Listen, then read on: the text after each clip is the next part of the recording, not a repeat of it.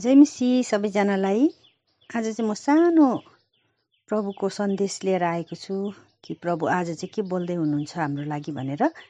अस्ति एक हप्ता अगाडि चाहिँ मैले धेरै लामो समयदेखि गरिरहेको प्रार्थनाको उत्तरको निम्ति चाहिँ परमेश्वरलाई मैले अब धेरै भयो प्रभु मलाई चाहिँ यति समयभित्र चाहिँ मलाई एन्सर दिनुहोस् भनेर भनेको थिएँ।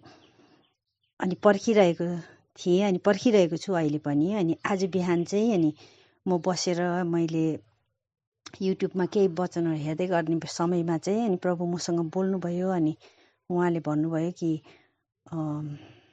सोचेको भन्दा पहिला नै म तँलाई एन्सर दिन्छु, उत्तर दिन्छु।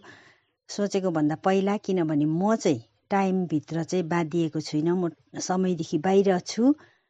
अनि त्यसकारण म समयदेखि भन्दा पहिला नै म तँलाई उत्तर दिन्छु। अनि सोचेको भन्दा धेरै नै गरेर बढ्ता गरी चाहिँ असल तरिकाले उत्तर दिनेछु भनेर प्रभुले मलाई भन्नुभयो। अनि यसमा चाहिँ मलाई धेरै खुसी लाग्यो। अनि यो वचन चाहिँ प्रभुले चाहिँ अरू पनि धेरैजनाको लागि बोलिरहनु भएको छ, जसले चाहिँ धेरै लामो समयदेखि प्रार्थना गरेर उत्तर पर्खिरहनु भएको छ। अनि उहाँले चाहिँ अब चाहिँ यो उत्तर दिने टाइमलाई चाहिँ बढाउँछु, छिट्टै गराउँछु भनेर भन्नुभएको छ।